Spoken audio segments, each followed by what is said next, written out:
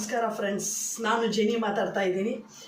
ಈ ಒಂದು ವಿಡಿಯೋದಲ್ಲಿ ನಾವು ಯಾರ ಬಗ್ಗೆ ನೋಡೋಣ ಅಂತ ಹೇಳಿದ್ರೆ, ಒಂದು ಗ್ರೇಟ್ ಸೈಂಟಿಸ್ಟ್ ಅಂತ ಹೇಳ್ಬೋದು. ಸೊ ಹೌದು, APJ ಅಬ್ದುಲ್ ಕಲಾಂ ಅವರೇ. ಸೊ ಇವರ ಒಂದು ಪೂರ್ತಿ ಹೆಸರು ಏನು ಅಂತ ನೋಡಬೇಕಂದ್ರೆ ಔಲ್ ಫಕೀರ್ ಜೈನಲಾಬದ್ದೀನ್ ಅಬ್ದುಲ್ ಕಲಾಂ ಅಂತ ಹೇಳಿಬಿಟ್ಟು. ಸೊ ಇಷ್ಟು ದೊಡ್ಡ ಹೆಸರನ್ನೇ ಅವ್ರು ಶಾರ್ಟಾಗಿ APJ ಅಬ್ದುಲ್ ಕಲಾಂ ಅಂತ ಹೇಳಿ ನಾವು ಕರಿತೀವಿ. ಸೊ ಇದು ಮತ್ತು ಅವರು ಡೇಟ್ ಆಫ್ ಬರ್ತ್ ಏನಂತ ನೋಡಬೇಕಂದ್ರೆ ಅಕ್ಟೋಬರ್ 15, 1931. ಮತ್ತು ಅವರ ಬರ್ತ್ ಪ್ಲೇಸ್ ಯಾವುದು ಅಂತ ನೋಡಬೇಕಂದ್ರೆ ತಮಿಳ್ನಾಡಲ್ಲಿ ಇರೋ ರಾಮೇಶ್ವರಂ ಅನ್ನೋ ಒಂದು ಊರು. ಸೊ ಇಲ್ಲಿ ಅವರು ಜನಿಸಿದರು. ಮತ್ತು ಆ್ಯಕ್ಚುಲಿ ಅವ್ರು ಬಂದು ಯಾವ ಕ್ಯಾಸ್ಟ್ ಅಂತ ನೋಡೋಕೆ ಹೋಗಬೇಕಂದ್ರೆ ಇಸ್ಲಾಮಿಕ್. ಸೊ ಅವರು ಮುಸ್ಲಿಮು. ಮತ್ತು ಎಷ್ಟು ಜನ ಅವ್ರ ಮಕ್ಕಳು ಅಂತ ನೋಡಬೇಕಂದ್ರೆ ಅಬ್ದುಲ್ ಕಲಾಂ ಅವ್ರ ಜೊತೆಲಿ ಹುಟ್ಟಿರೋರು ಎಷ್ಟು ಜನ ಅಂತ ನೋಡಬೇಕಂದ್ರೆ ಟೋಟಲ್ 5 ಜನ. ಸೊ ಇದು ಇವರ ಒಂದು ಕುಟುಂಬ. ಮತ್ತು ಸೊ ಇವರು ಅಬ್ದುಲ್ ಕಲಾಂ ಅವರು ಸ್ಕೂಲಲ್ಲಿ ಓದ್ತಿರ್ಬೇಕಾದ್ರೆ, ಆ ಒಂದು ಪ್ರೈಮರಿ ಸ್ಕೂಲಲ್ಲಿ ಓದ್ತಿರ್ಬೇಕಾದ್ರೇ ತುಂಬ ಒಂದು ಬಡ ಕುಟುಂಬದಲ್ಲಿ ಬಂದಿರೋ ಒಂದು ವ್ಯಕ್ತಿ ಅಬ್ದುಲ್ ಕಲಾಮು. ಸೊ ಅವ್ರು ಏನು ಮಾಡಿದ್ರು ಅಂತ ಅಂದರೆ, ಆ ಒಂದು ಸ್ಕೂಲ್ಗೂ ಹೋಗ್ಬಿಟ್ಟು ಬಂದು ಮತ್ತು ಅವರು ಬೆಳಗ್ಗೆ ಟೈಮಲ್ಲಿ ಎಲ್ಲರಿಗೂ ಸಹ ಪೇಪರ್ ಬಾಯ್ ಆಗಿದ್ರು. ಅಂದರೆ ಪೇಪರ್ ಹಾಕ್ತಾಯಿದ್ರು, ಎಲ್ಲ ಮನೆಗೂ ಪೇಪರ್ ಹಾಕಿ ಬೆಳಗ್ಗೆ, ಮತ್ತು ಆಮೇಲೆ ಅದನ್ನು ಮುಗಿಸ್ಕೊಂಡು ಸ್ಕೂಲ್ಗೆ ಹೋಗ್ತಾಯಿದ್ರು. ಆ ಒಂದು ಚಿಕ್ಕ ವಯಸ್ಸಲ್ಲಿ ಅಷ್ಟು ಬಡ ಕುಟುಂಬದಲ್ಲಿ ಬಂದಿರೋ ಒಂದು ವ್ಯಕ್ತಿ ಅಬ್ದುಲ್ ಕಲಾಂ ಅವರು. ಮತ್ತು ಸೊ ಇವ್ರು ಓದಿರೋ ಸ್ಕೂಲ್ ಯಾವುದು ಅಂತ ನೋಡಬೇಕಂತಂದರೆ shorts higher secondary school. So ಇದು ಎಲ್ಲಿದೆ ಅಂತ ನೋಡಬೇಕಂದ್ರೆ ರಾಮನಾಥಪುರಂ ಅನ್ನೋ ಈ ಒಂದು ಪ್ಲೇಸಲ್ಲಿ ಆ ಒಂದು ಸ್ಕೂಲ್ ಇದೆ. ಓಕೆ, ಮತ್ತು ನೆಕ್ಸ್ಟು ಯಾವ ಕಾಲೇಜಲ್ಲಿ ಅವರು ಓದಿದ್ರು ಅಂತ ನೋಡಬೇಕಂದ್ರೆ ಸೇಂಟ್ ಜೋಸೆಫ್ ಕಾಲೇಜ್. ಆ ಒಂದು ಕಾಲೇಜಲ್ಲೇ ಡಿಗ್ರಿನ ಕಂಪ್ಲೀಟ್ ಮಾಡಿದ್ರು. ಸೊ ಇದು ಎಲ್ಲಿದೆ ಅಂತ ನೋಡಬೇಕಂದ್ರೆ ತಿರುಚಿರಾಪಳ್ಳಿ. ಸೊ ಇಲ್ಲಿ ಈ ಒಂದು ಕಾಲೇಜ್ ಇದೆ. ಈ ಕಾಲೇಜಲ್ಲಿ ಅವರು ಡಿಗ್ರಿನ ಕಂಪ್ಲೀಟ್ ಮಾಡಿದ್ರು ಅಬ್ದುಲ್ ಕಲಾಂ ಅವರು. ಓಕೆ, ಮತ್ತು ಸೊ ನೆಕ್ಸ್ಟು ಫರ್ದರ್ ಡಿಗ್ರಿಗೆ ಏನು ಮಾಡಿದ್ರು ಅಂತ ನೋಡಬೇಕಂದ್ರೆ MIT ಅಂತ ನಾವು ಹೇಳ್ತೀವಿ, ಅಂದರೆ Madras institute of technology. So ಈ ಒಂದು ಇದರಲ್ಲಿ ಏರೋನಾಟಿಕ್. ಸೊ ಈ ಒಂದು ಏರೋನಾಟಿಕ್ನ ಕಂಪ್ಲೀಟ್ ಮಾಡಿದ್ರು ಅಬ್ದುಲ್ ಕಲಾಂ ಅವರು. ಸೊ ಈ ಒಂದು ಕಾಲೇಜಲ್ಲಿ. ಮತ್ತು ಸೊ ನೆಕ್ಸ್ಟು ಇದೆಲ್ಲ ಆಯಿತು, ಸ್ಟಡಿ ಕಂಪ್ಲೀಟ್ ಆಯಿತು. ಓಕೆ, ಸೊ ನೆಕ್ಸ್ಟು ಎಲ್ಲಿ ಅವರು ವರ್ಕ್ ಮಾಡಿದ್ರು ಅಂತ ನೋಡಬೇಕು ಅಂತ ಅಂದರೆ ವರ್ಷ 1960. ಸೊ ಇಲ್ಲಿ DRDO ಅಂತ ಹೇಳ್ತೀವಿ, ಅಂದರೆ ಏರೋನಾಟಿಕ್ ಡೆವಲಪ್ಮೆಂಟ್ ಮಾಡೋದಕ್ಕಂತಲೇ. ಸೊ ಇವ್ರನ್ನ ಬಂದು ಅಲ್ಲಿ ಸೈಂಟಿಸ್ಟಾಗಿ ಜಾಯಿನ್ ಮಾಡಿದ್ರು. ಸೊ ಅಲ್ಲಿ ಬಂದು ಕೆಲವೊಂದು ವರ್ಷ ವರ್ಕ್ ಮಾಡ್ತಾಯಿದ್ರು, ಅಂದರೆ DRDOದಲ್ಲಿ ಕೆಲವೊಂದು ವರ್ಷ ವರ್ಕ್ ಮಾಡ್ತಾಯಿದ್ರು ಅಬ್ದುಲ್ ಕಲಾಂ ಅವರು. ಸೊ ಇದು ಮತ್ತು ಇದಾದಮೇಲೆ ನೆಕ್ಸ್ಟ್ ಏನಾಯ್ತು ಅಂತ ನೋಡಬೇಕಂದ್ರೆ ISRO ಅಂತ ಹೇಳ್ತೀವಲ್ಲ. ಸೊ ಅಂದರೆ Indian space research organisation, ISRO. ಇಲ್ಲಿಂದ ಅಬ್ದುಲ್ ಕಲಾಂ ಅವ್ರಿಗೆ ಒಂದು ಕಾಲ್ ಬರುತ್ತೆ. ಅದೇನಂತ ನೋಡಬೇಕಂದ್ರೆ ಇಂಟರ್ವ್ಯೂಗೆ ಬನ್ನಿ ಅಂತ ಹೇಳಿಬಿಟ್ಟು ISRO ಆ ಒಂದು ಜಾಗದಿಂದ. ಸೊ ಅದಕ್ಕೆ ಇಂಟರ್ವ್ಯೂಗೂ ಹೋಗ್ತಾರೆ ಅಬ್ದುಲ್ ಕಲಾಂ ಅವರು. ಸೊ ಇಂಟರ್ವ್ಯೂಗೆ ಹೋದ ಮೇಲೆ ಅಲ್ಲಿ ಇವ್ರನ್ನ ರಾಕೆಟ್ ಇಂಜಿನಿಯರಿಂಗ್ ಆಗಿ ಕೂಡ ಬಂದು ಸೆಲೆಕ್ಟ್ ಮಾಡ್ತಾರೆ ISROದಲ್ಲಿ. ಸೊ ಇದು ಮತ್ತು ನೆಕ್ಸ್ಟು ಸೊ ಅವರು ಯಾವಾಗ ಇಸ್ರೋಗೆ ಜಾಯಿನ್ ಆದರು, ಸೊ ಅಲ್ಲಿಂದ ಒಂದು ರಾಕೆಟ್ ಲಾಂಚ್ ಮಾಡಬೇಕು ಅಂತ ಹೇಳಿಬಿಟ್ಟು ಒಂದು ಪ್ರಯೋಗ ನಡೆಯುತ್ತೆ. ಸೊ ಅದಕ್ಕೋಸ್ಕರ ಅಬ್ದುಲ್ ಕಲಾಂ ಅವರು ಅಮೇರಿಕಾದಲ್ಲಿ ಇರೋ ನಾಸಾ, ಸೊ ಅಲ್ಲಿ ಒಂದು 6 months ಟ್ರೈನಿಂಗ್ಗೋಸ್ಕರ ಅಲ್ಲಿ ಹೋಗ್ತಾರೆ ಅಬ್ದುಲ್ ಕಲಾಂ ಅವರು. ಸೊ ಆ ಟ್ರೈನಿಂಗ್ ಎಲ್ಲ ಮುಗಿಸ್ಕೊಂಡು ಬರ್ತಾರೆ, ನಾಸಾದಿಂದ ಟ್ರೈನಿಂಗ್ ಮುಗಿಸ್ಕೊಂಡು ಅಬ್ದುಲ್ ಕಲಾಂ ಅವರು ಬರ್ತಾರೆ. ಸೊ ಬಂದ ಮೇಲೆ ಬಂದು ಅವರು ಏನು ಮಾಡಿದ್ರಲ್ಲ ರಾಕೆಟ್ ಡಿಸೈನು, ಸೊ ಇದು ಬಂದು ಫಸ್ಟ್ ಟೈಮು ಲಾಂಚ್ ಮಾಡಬೇಕು ಅಂತ ಲಾಂಚ್ ಮಾಡೋಕ್ಕೆ ಶುರು ಮಾಡ್ತಾರೆ. ಸೊ ಇದು ಏನು ಅದರದ್ದು ನೋಡಬೇಕಂದ್ರೆ ಆ rocket name Rohini rocket SLV-3 ಅಂತ ಹೇಳಿಬಿಟ್ಟು. ಸೊ ಇದು ಎಷ್ಟು ಉದ್ದ ಇದೆ ಅಂತ ನೋಡಬೇಕಂದ್ರೆ 22 ಮೀಟರ್ ಉದ್ದ ಇದೆ ಈ ಒಂದು ರ್ಯಾಕೆಟು. ಸೊ ಇದನ್ನು ಕೂಡ ಬಂದು ಲಾಂಚ್ ಮಾಡ್ತಾರೆ. ಸೊ ಲಾಂಚ್ ಮಾಡಿ ಆದಮೇಲೆ ಕರೆಕ್ಟಾಗಿ ಫಸ್ಟ್ ಟೈಮ್ ಲಾಂಚ್ ಮಾಡಬೇಕಂದ್ರೆ 317 ಸೆಕೆಂಡ್ ಮೇಲೆ ಹೋಗಿ ಅದು ಬ್ಲಾಸ್ಟ್ ಆಗುತ್ತೆ. ಬ್ಲಾಸ್ಟ್ ಆಗಿ ಸಮುದ್ರದಲ್ಲಿ ಬಿದ್ದೋಗುತ್ತೆ. ಸೊ ಇದು ಒಂದು ಫಸ್ಟ್ ಟೈಮ್ ಏನು ಮಾಡಿದ್ರು, ಇದು ಒಂದು ಫೇಲ್ಯೂರ್ ಸಬ್ಜೆಕ್ಟ್ ಆಗಿಯೇ ಅವ್ರಿಗೆ ಇರುತ್ತೆ, ಅಂದರೆ ಅಬ್ದುಲ್ ಕಲಾಂ ಟೋಟಲ್ ಆ ಒಂದು ಟೀಮ್ಗೆ ಇಸ್ರೋಯಿಂದ.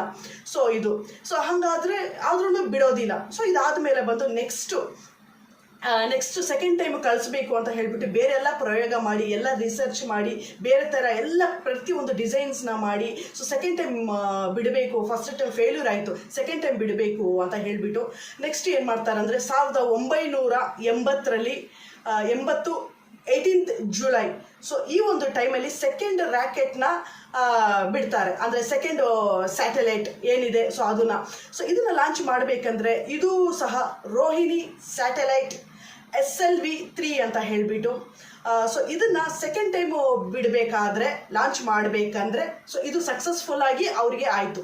ಸೊ ಇದು ಸಕ್ಸಸ್ಫುಲ್ ಆಗಿ ಮುಗಿದುಬಿಟ್ಟ ಮೇಲೆ ನೆಕ್ಸ್ಟು ಇದನ್ನು ನೋಡಿ ಇಂದಿರಾ ಗಾಂಧಿ ಅವರು ಕೂಡ ಬಂದು ಕರೆದು ಅವ್ರನ್ನ ಅಪ್ರಿಷಿಯೇಟ್ ಮಾಡಿದ್ರು, ಅಬ್ದುಲ್ ಕಲಾಂ ಅವ್ರನ್ನ.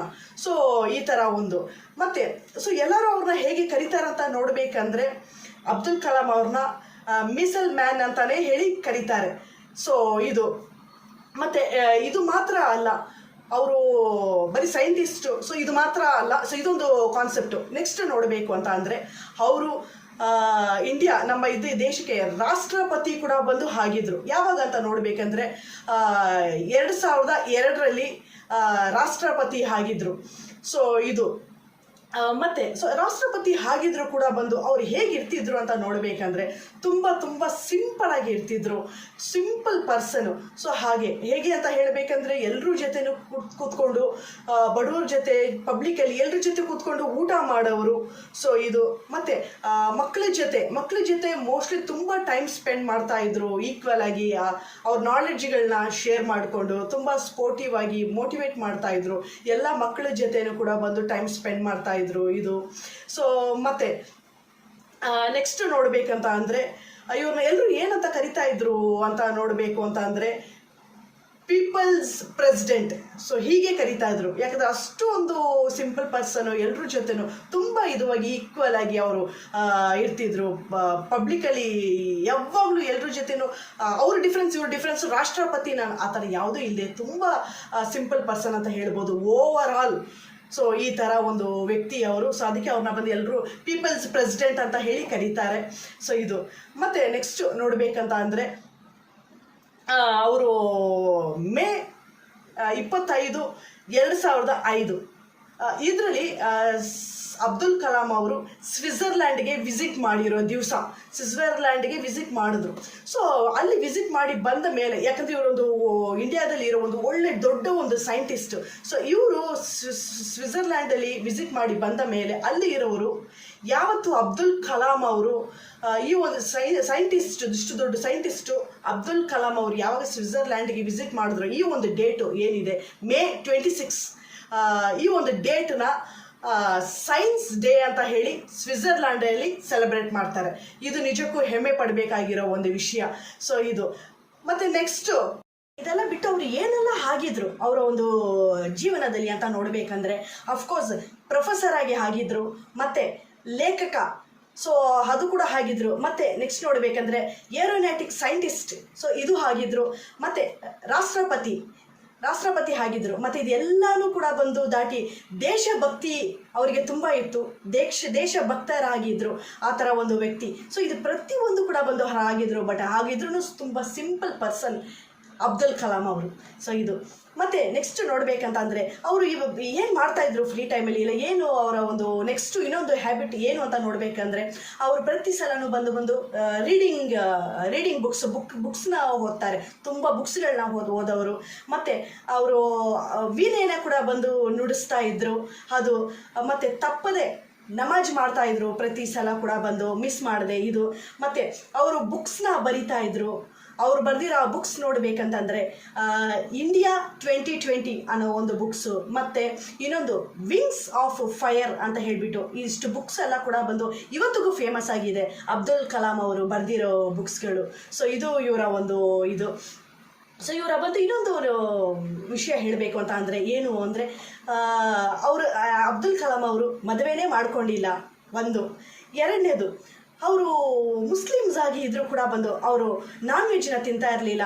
ಅವರು ವೆಜಿಟೇರಿಯನ್ ಪರ್ಸನು, ಟೋಟಲ್ ಸಸ್ಯಾಹಾರಿ. ಸೊ ಇದು ನಂಬಕ್ಕಾಗುತ್ತಾ? ಇಲ್ಲ, ಮುಸ್ಲಿಮ್ ಅಂದರೆ ಎಲ್ಲ ಬಿರಿಯಾನಿ ಅದು ಇದು ಅಂದ್ಕೊಂಡು ಇರೋ ಒಂದು ವ್ಯಕ್ತಿ. ಸೊ ಸಸ್ಯಾಹಾರಿ ಅವರು, ಮುಸ್ಲಿಮ್ ಆಗಿದ್ದು ಸಸ್ಯಾಹಾರಿ. ಸೊ ಇದು ಇವ್ರದ್ದು. ಮತ್ತು ನೆಕ್ಸ್ಟು ಇವರ ಒಂದು ಪ್ರಶಸ್ತಿಗಳು ಏನಂತ ತಗೊಂಡಿದ್ದಾರೆ ಅಂತ ನೋಡಬೇಕಂದ್ರೆ ಪ್ರಶಸ್ತಿಗಳು 1981ರಲ್ಲಿ ಭಾರತ ಸರ್ಕಾರ ಕಡೆಯಿಂದ ಪದ್ಮಭೂಷಣ ಸೊ ಈ ಒಂದು ಅವಾರ್ಡ್ನ ತಗೊಂಡಿದ್ದಾರೆ. ಮತ್ತು 1909ರಲ್ಲಿ ಭಾರತ ಸರ್ಕಾರ ಕಡೆಯಿಂದಾನೇ ಪದ್ಮ ವಿಭೂಷಣ ಅವಾರ್ಡ್ ಇದನ್ನು ತಗೊಂಡಿದ್ದಾರೆ. ಸೊ ಇದನ್ನು ಬಿಟ್ಟು ನೆಕ್ಸ್ಟ್ ನೋಡಬೇಕಂತಂದರೆ 1907ರಲ್ಲಿ ಇದೇ ಭಾರತ ಸರ್ಕಾರ ಕಡೆಯಿಂದ ಭಾರತ ರತ್ನ ಅವಾರ್ಡ್ ಇದನ್ನು ಕೂಡ ಬಂದು ತಗೊಂಡಿದ್ದಾರೆ. ಸೊ ಇದೆಲ್ಲ ಆದಮೇಲೆ 2007ರಲ್ಲಿ Royal Society UK United Kingdom ಕಡೆಯಿಂದ ಕಿಂಗ್ ಚಾರ್ಲೆಸ್ II ಸೊ ಈ ಒಂದು ಪದಕನ ತಗೊಂಡಿದ್ದಾರೆ. ಸೊ ಇನ್ನೂ ಹಲವಾರು ಪದಕಗಳನ್ನ ಇವರು ತಗೊಂಡಿದ್ದಾರೆ, ತುಂಬ ಅಚೀವ್ಮೆಂಟ್ಸ್ಗಳನ್ನ ಮಾಡಿದ್ದಾರೆ. ಅಬ್ದುಲ್ ಕಲಾಂ ಅವರು ಇಷ್ಟು ಪ್ರಶಸ್ತಿಗಳನ್ನ ತಗೊಂಡಿದ್ದಾರೆ. ಪ್ರಶಸ್ತಿಗಳನ್ನ ಕೌಂಟ್ ಮಾಡೋಕ್ಕಾಗೋದಿಲ್ಲ, ಅಷ್ಟು ಪ್ರಶಸ್ತಿಗಳು ಅಬ್ದುಲ್ ಕಲಾಂ ಅವರ ಹತ್ರ ಇದೆ. ಸೊ ಇದೆಲ್ಲ ಆಯಿತು. ಮುಗಿದ ಮೇಲೆ ನೆಕ್ಸ್ಟ್ ನೋಡಬೇಕಂತ ಅಂದರೆ ಜುಲೈ 27, 2015ರಲ್ಲಿ ಅಬ್ದುಲ್ ಕಲಾಂ ಅವರು ವಿಧಿವಶ ಆಗ್ತಾರೆ. ಸೊ ಇದು ಕೂಡ ಎಲ್ಲಿ ಅಂತ ನೋಡಬೇಕಂದ್ರೆ ಸ್ಟೇಜಲ್ಲಿ ಮಾತಾಡ್ತಾ ಇರಬೇಕಾದ್ರೆ ಪ್ರಜ್ಞೆ ತಪ್ಪಿ ಬೀಳ್ತಾರೆ, ಕುಸಿದು ಬೀಳ್ತಾರೆ. ಸೊ ಆಗ ಇಮ್ಮಿಡಿಯೇಟಾಗಿ ಹಾಸ್ಪಿಟಲ್ಗೆ ಕರ್ಕೊಂಡು ಹೋಗ್ತಾರೆ.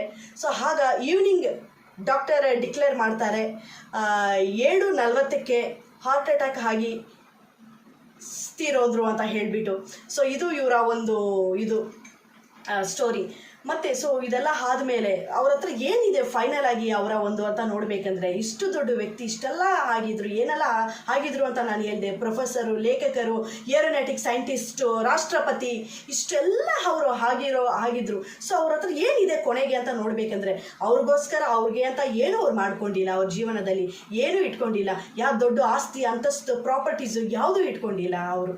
ಸೊ ಮಕ್ಕಳಿಗೆ ಬಂದು ಏನೆಲ್ಲ ಅವರು ಕೊಡಬೇಕು, ಅವರ ಒಂದು ನಾಲೆಡ್ಜು, ಪ್ರತಿ ಸಲನೂ ಅವ್ರು ಟೈಮ್ ಸ್ಪೆಂಡ್ ಮಾಡಿರೋದು ಸ್ಟೂಡೆಂಟ್ ಹತ್ರ, ಮಕ್ಕಳ ಹತ್ರ ನಾಲೆಡ್ಜ್ಗಳನ್ನ ಶೇರ್ ಮಾಡ್ತಾಯಿದ್ರು. ಸೊ ತುಂಬ ಸ್ಫೂರ್ತಿ ತುಂಬಿಸ್ತಾ ಇದ್ರು ಮಕ್ಕಳಿಗೆ.